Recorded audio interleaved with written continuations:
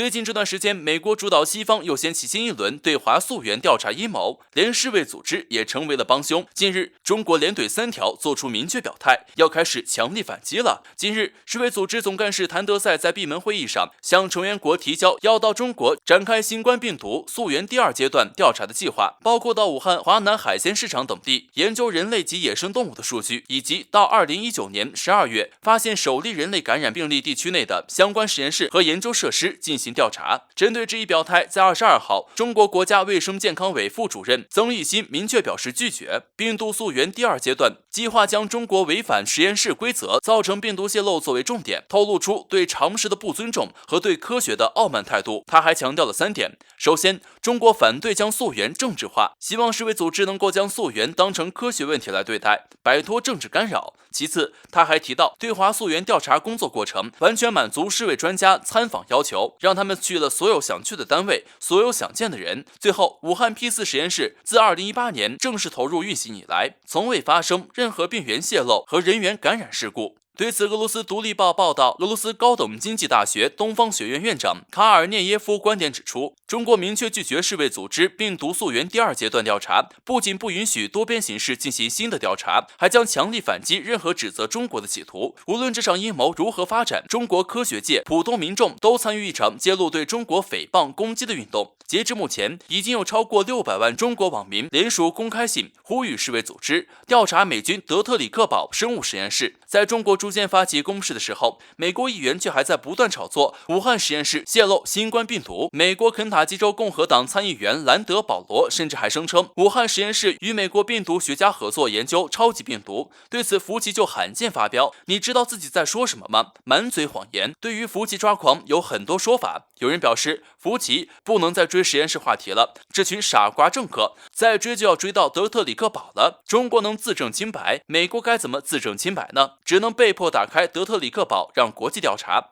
事实上，除了世卫组织溯源调查外，西方挖空心思用放大镜盯着中国，都未拿出任何确凿证据，西方就只能靠编故事甩锅。然而他们却漏洞百出，多国血液样本出现新冠病毒抗体比中国首例时间更早，美国电子烟肺炎、德特里克堡等全是需要调查的疑点，中国查得，美国查不得。在美军机3次抵达台机场后，近日美国国会又有新动作，不许中国统一，解放军正愈演愈进，要动真格的了。在7月22号，美国参议员军事委员会通过2022财政年度国防授权法案，目的就是呼吁美方维持足以恫吓中国单方面改变台海现状的能力，同时还要求美台增加防卫合作，将既成事实写进法案。既成事实就是指中国在美军还未做出有效反应前，利用军事力量夺控台岛，同时让美军行动非常困难或付出巨大代价。而美国就是要阻止这个既成事实，暗指一旦台海发生冲突时，美军应维持阻止中国大陆的能力，恫吓并阻止中国武力改变台海现状。此外，法案还要求美国国防部长评估台军不对称防卫能力，提出如何协助其提升相关能力的计划。在这之前，美国会多位议员也推出了台湾伙伴关系法，法案内容差不多，要求建立国民警卫队和台军的伙伴关系，以增强其防御能力，能在危机时刻迅速反应部署，提高美台军事合作程度。而推出该法案的议员之一斯科特甚至叫嚣，美国必须传递一个明确信号，美国绝不容忍中国在台海持续进行的咄咄逼人的行为。事实上，美国还真是能屈能伸，左右横跳。一方面，白宫陆续澄清表态，不支持台独分子，遵循一中原则不变；另一方面，美国多次给台当局抛橄榄枝，释放错误信号，给对岸一种美国定会撑腰到底的错觉。只不过目前美国的支援还停留在纸上和口头上，而解放军却是真刀真枪动真格的。近日央视公布视频中显示，解放军在东海实弹演习，距台岛最近只有243公里，并称这是在针对性演练，目标就是台岛。这个距离意味着解放军能迅速发起攻势，如有意外行动，美军根本没有机会，也来不及介入，更不可能对大陆海岸线目标展开登陆。最近这一周，解放军在东海特定海域进行实际使用武器训练，还在浙江台州头门港码头进行军事训练，还在渤海海峡、黄海北部执行军事任务。解放军在各领域的军事演练已经成常态化，演练就是为应对所有突发事件在内的台军事斗争做准备。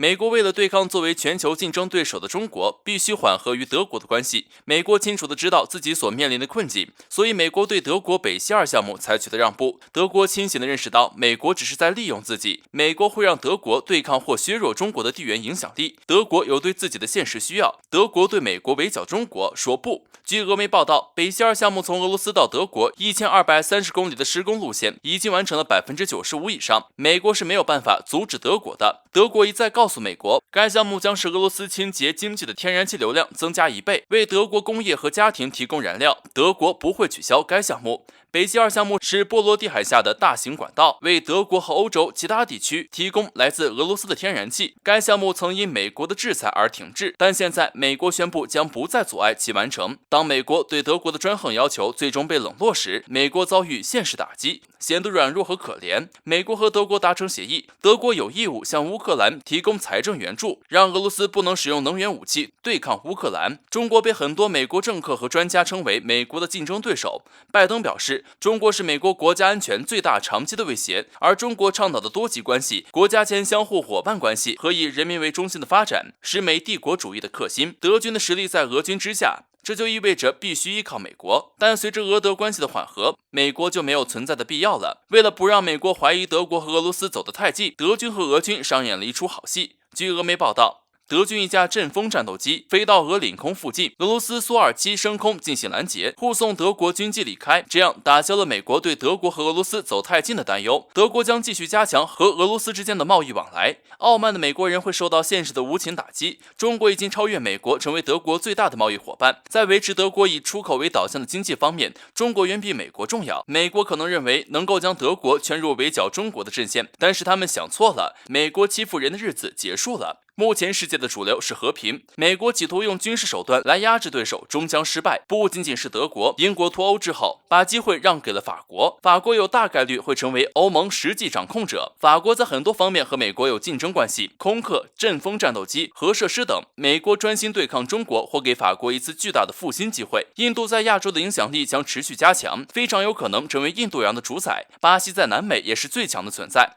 多极世界是必然趋势。美国要像打地鼠一样，谁冒头就打谁，那必然会墙倒众人推。